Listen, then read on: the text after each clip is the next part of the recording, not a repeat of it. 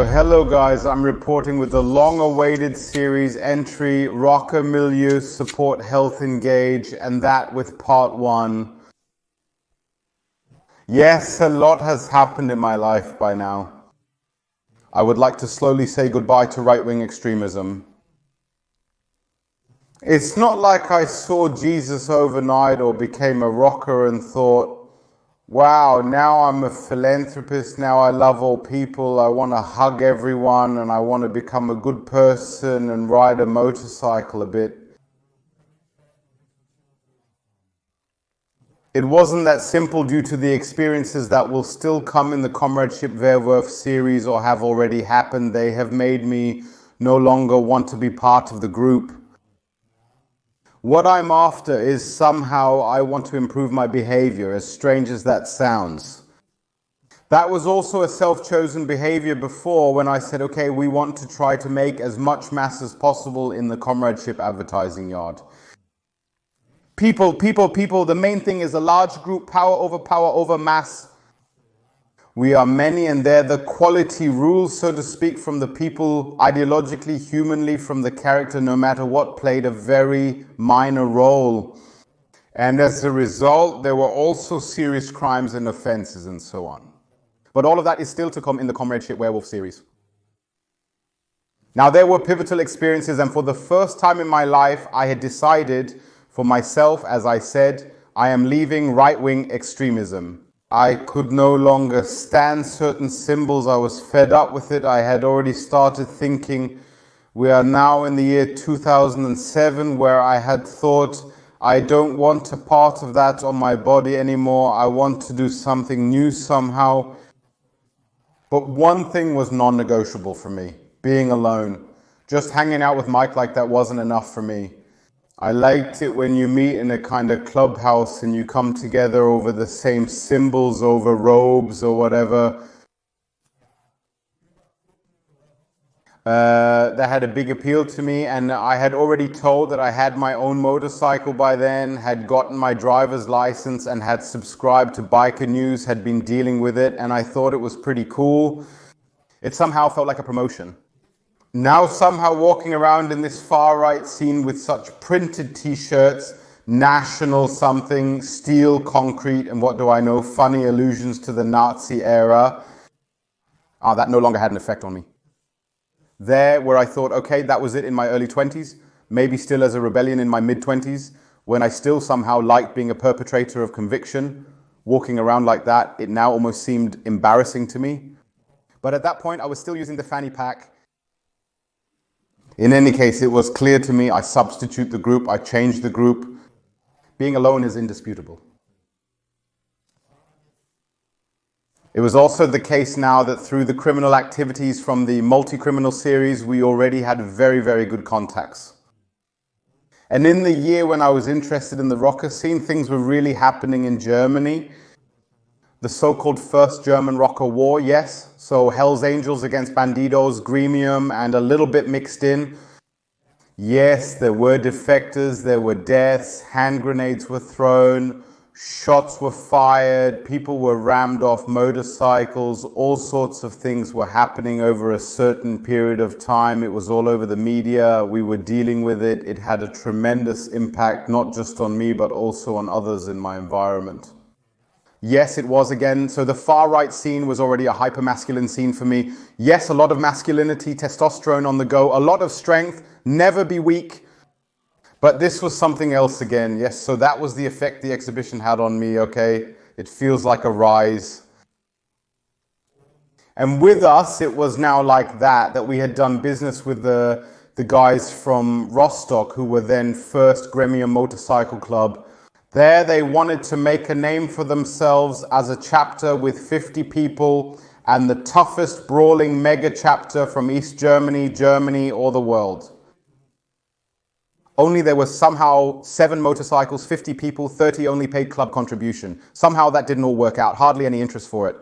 The main thing, so to speak, is to wear the cut, benefit from the cut, but do nothing for the cut, so to speak. So there's always a saying among the rockers which then goes, the man makes the cut, not the cut makes the man.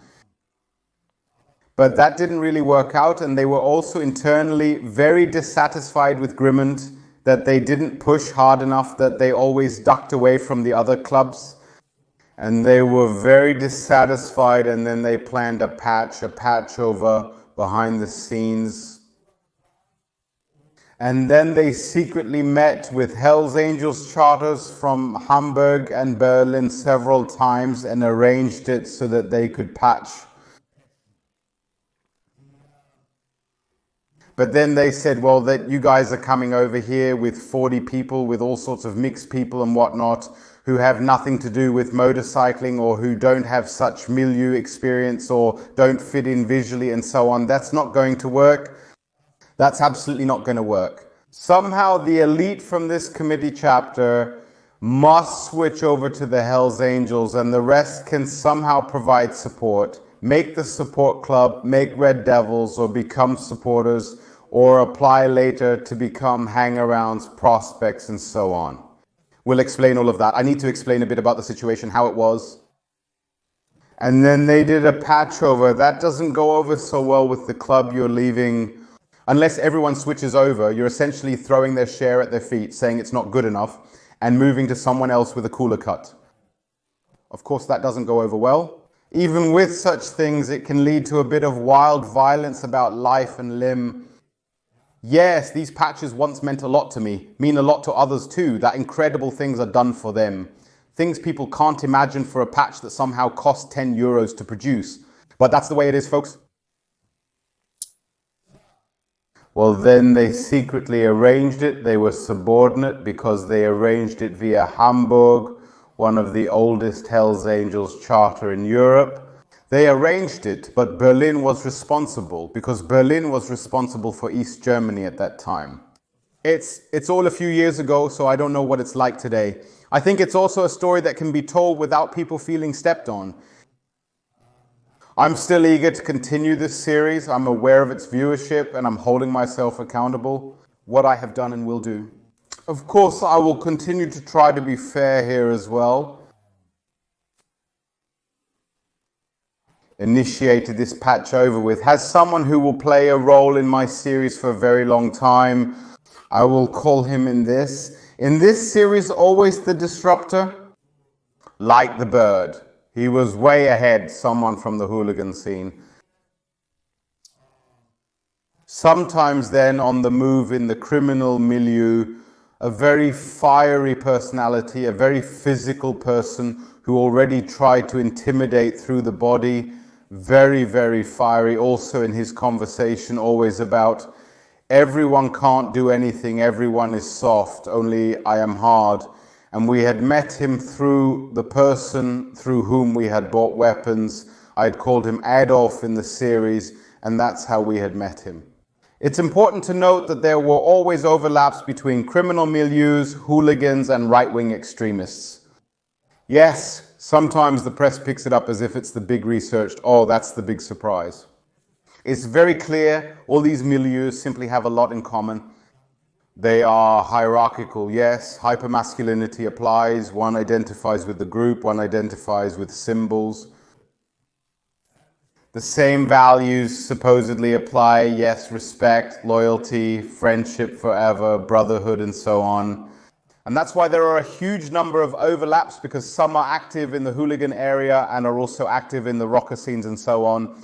That's why there's overlap. It's often a mixed sample where people all somehow know each other. And that's how we got to know him. He was significantly involved there, along with the future president of the Hells Angels from Rostock, who also initiated it. And yes, they did this patch over and then went into the prospect status. That means they didn't start as a full city, but they only got the lower patches on the jacket with the motorcycle club shield, and 1 or 2 patches on the front, yes. And then they negotiated this, somehow do a probationary period for a year, and then it's pretty certain that they will be patched exactly after a year. These are things that are negotiated like in a business company. You really have to imagine it like that. Yes, that people then throw up and say, I'm not doing 3 years of prospecting and so on. So you have to say it in the United States of America. It's partly, that's why it's unfortunately so diluted here. There are people who do 10 years of prospecting somehow to get into this club. And here it was also negotiated at the table. Yes, no, if we don't get it after a year, then we don't do it, and soon stay with Gremium and so on. So there were already some wild things where many of the old rockers were disgusted that everything is thrown around like this today in the Hoya. And I believe the spirits that were called, that everything was so quick and so easy, negotiated at the table and no real prospecting time, not presenting everywhere and so on. Many of the old rockers are disgusted about it because many of the old values of them have somehow been lost. But one or the other can comment anonymously here below. This is just my view from the outside because I don't have any insights there. Therefore, no insights. We do business to some extent. We have already clashed with each other. We have threatened each other. It was about mutual friends. Enemies, acquaintances, where it was partly about the Lithuanian mafia. Yes, where we then allied ourselves, where we divided hollow milieu things and so on, but always felt not on an equal footing. Yes, but the largest city, of course, looked down on the smallest city, those from Rostock on us in Wismar. But they already knew, okay, if we go crazy, then really crazy. For that, we had procured the weapons from the Kalashnikov to semi-automatic hand grenades, flash grenades, and so on, with which we, of course, again and again, what one has mentioned, so in the sense, principle of deterrence, that, and we have that, and that is no problem. And even if, then we are also ready to go to war. The dynamics have changed once again. You're now joining what is likely the most famous club worldwide, the Hells Angels, with the Bandidos following closely behind. It is indeed the most renowned club globally, with arguably the greatest reputation. What gave it another boost, especially the Sturgeon, who was already so outwardly. And where they patched, he became Sergeant at Arms. We might get to these whole offices in the second or third part, where we go into who has what role, how it is lived out. But now comes a very, very wild time, entry into the rocker milieu. I highly recommend staying tuned for my first experience there, folks. And yes, my situation, as I said, I have detached myself from the Werewolf Club. I am in multi-criminality, but I still hang out at the Werewolf Club. Where else should I go? Every weekend, somehow, somewhere else, into the pubs. It was then also nothing for us to hang out there. Yes, also out of principle, there was always trouble again and again. Then at night, we then silenced everywhere and then also didn't feel like it. And we wanted to hang out with the people. I then also feel quite comfortable somehow at such a counter. Even today, I am still a good pub goer and feel quite comfortable there.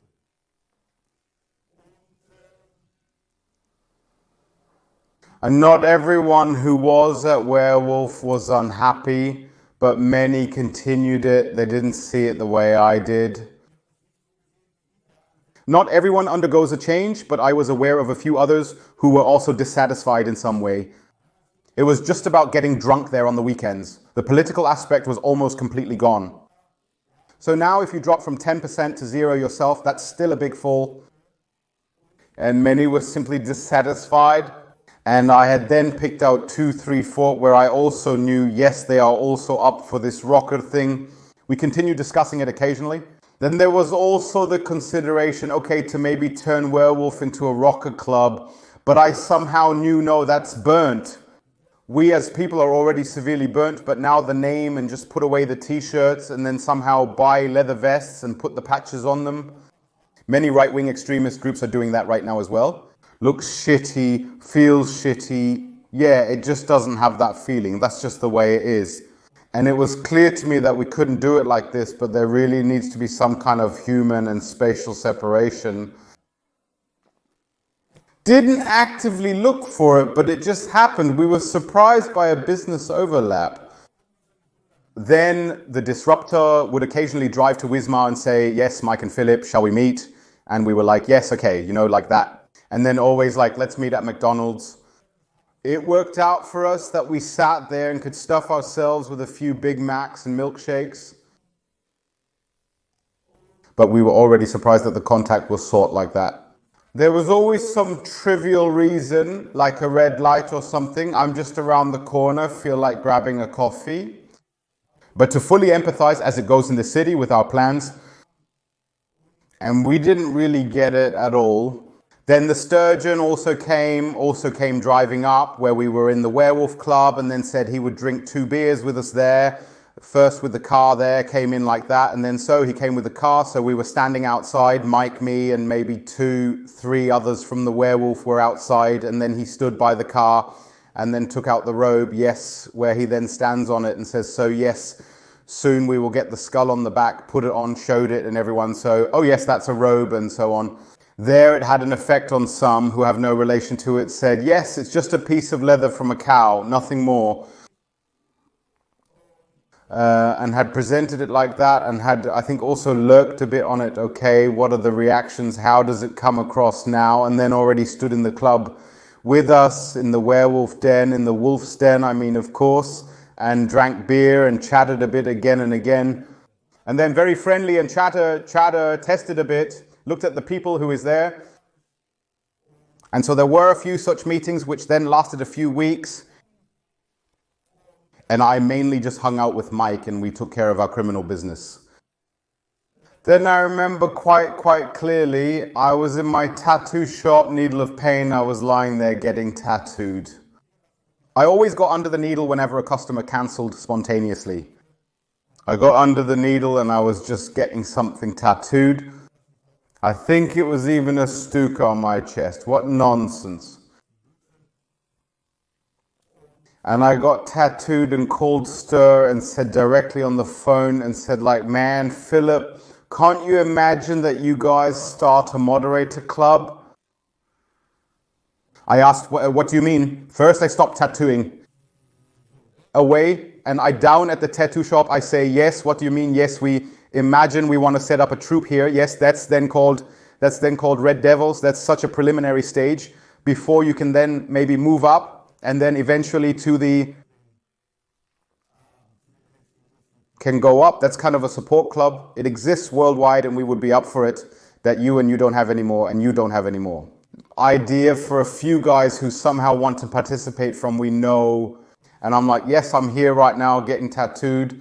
And I think my tattoo artist would be up for it too. And I say for me, that would be something right away. I say, I even have engines. He didn't even tell him that. He says something like, even engines would be even better, cooler. You say, yes, also speaks to 3, 4, 5 people, but they have to be the good ones, that they had to be safe, and they also have to represent something, Philip and so on. I say, yes, what, even when getting tattooed.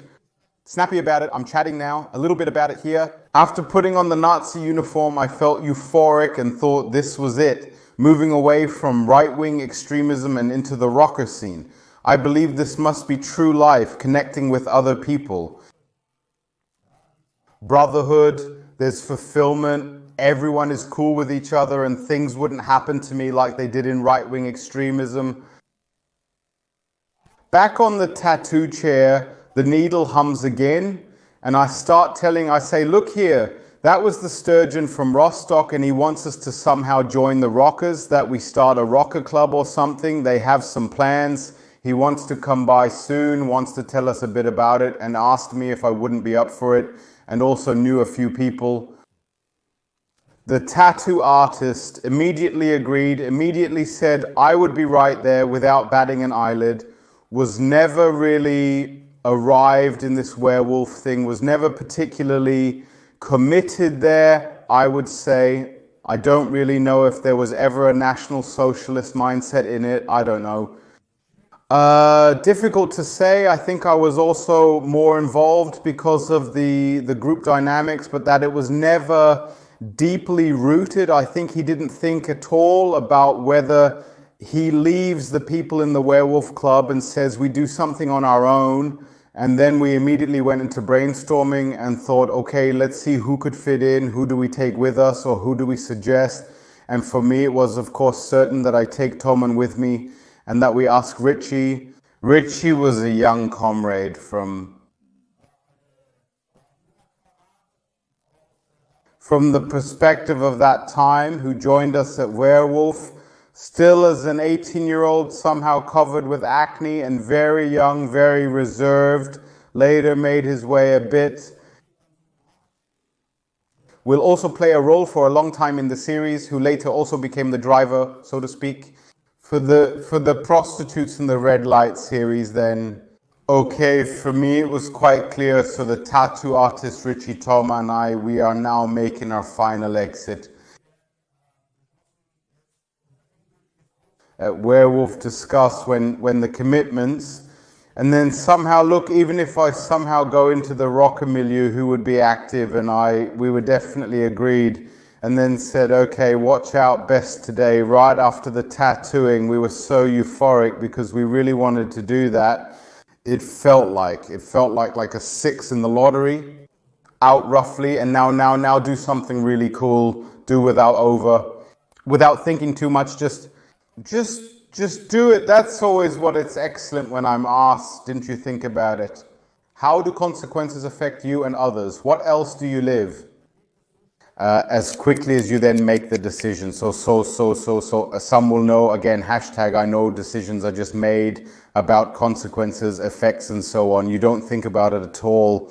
Okay, immediately made an appointment, met with Toman and met with Richie both, immediately agreed, said we are immediately there, and we were all completely euphoric and said, yes, I would also try to get a motorcycle immediately, and we had no idea of something. What should that move? How should that be accomplished? What is the process? Should it take place in Wismar? Should it take place in Rostock? But a complete euphoria where we then also sat down conspiratorially in fours and said, okay, we have to keep it top secret first, and we ask when the next Werewolf Club meeting is and then go there and announce it. Then too much in fours, everyone agreed that we have to do it that way. Were we somehow indebted to them? We co-founded the club, led it, and had already withdrawn so much. We're no longer actively involved, somehow, at least I was not at all. Also really amicably resolved by many of them. I was friendly with the fewest of them anyway. It was once on this comradeship level, or we are just in a club together, whether we can stand each other or not. It really didn't matter at all that we were all 100% friends with each other. We waited out the club meeting. Before that, there was the meeting with the sturgeon that then came. Then I met him, the tattoo artist, Toman. He already knew Toman because we had already traded weapons together and we had the same acquaintances. He knew Toman and I introduced him to Richie. He said, yes, we four would like to do this out of Wismar. And then Stur told us what he had in mind. And it was like this. He told us, yes, they are considering starting their own support club with its own name, or making Red Devils, or just making a crew or a street gang as support.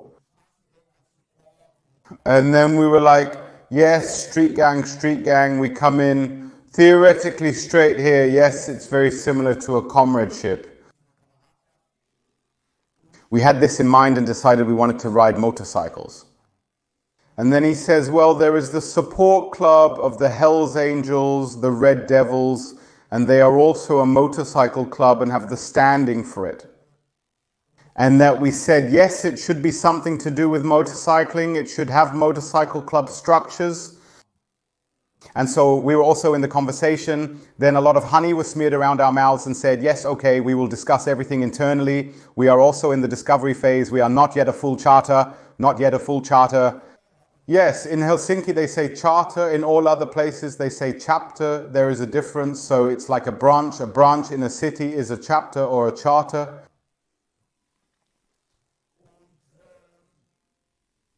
And it was definitely clear there will be something in Rostov where we can participate. So we left. And for us it was like, okay, we will now inform the people from the Werewolf Club. There was a club meeting. We then also went into the club meeting. I then took over the word as soon as possible. I led most of the club meetings initially, but later lost interest and stopped. And then I announced with a fiery speech that we as brothers in arms stood side by side for years, and that we have a real say in this city, that we are very proud of being brothers here, that we wear the same symbols, that we carry the tattoos on our body. But it's time for us to strive for something else. We will quit and join a motorcycle club or enter a new group in Rostock. But we will always stay united alone through the same tattoos that we have. We had tattooed the wolf's angle and other similar gang symbols on ourselves and said, it won't change anything about our friendship, comradeship. We will stay with you in spirit and we will support each other in the city. Yes, one for all for one.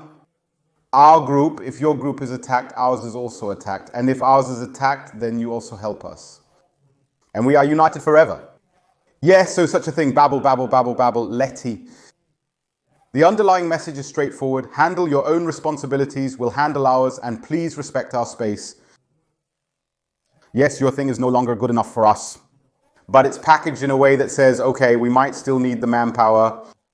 I was already a networker and manipulator saying, okay, who knows when we might need them.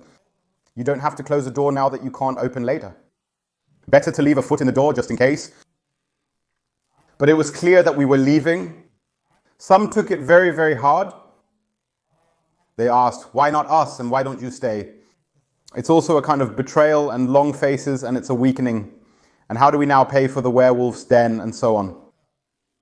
We agreed to consider taking on new members and potentially expanding, and so on. In any case, we got ourselves out of the affair and knew we have now already quite upset a few people. But we didn't care because, of course, we were only looking for our goal. What happened next for us? Yes, so far, not much has happened, blah, blah, blah, blah.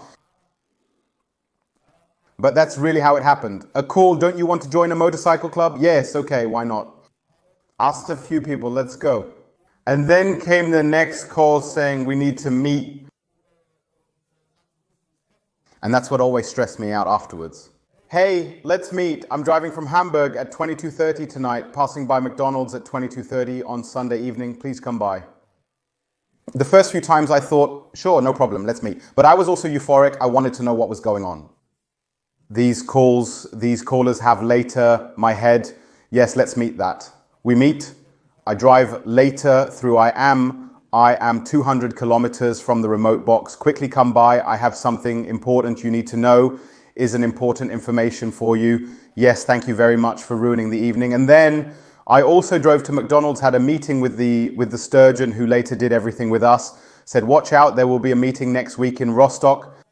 We bring all sorts of people together there. 20, 30 people come, all of whom are interested in this new club where we bring everyone together. There are really cool people there. From the bouncer scene, who were previously at Gremium. From the drug trade, bodybuilders, martial artists. Former neo-Nazis, hooligans, where I thought, how cool is that? This is like a dream world for me. It would be cool if there was such a cool new group, making money, power. We're starting a cool motorcycle club, awesome. I'll tell you how the meeting went in the next part. Feel free to check it out. My book is out, Hate Leads to Violence, Power Violence. Then King Among the Trunks, you can check it out here, yes. I'm happy when it's about the book. The association behind this project is Without Extremists. We are happy about new members who want to check it out. And anyone who wants to support our work can also do a private stream here. And there are a lot of things linked below, folks. So I thank you for being there as always, and I remain with an ahoy from the coast.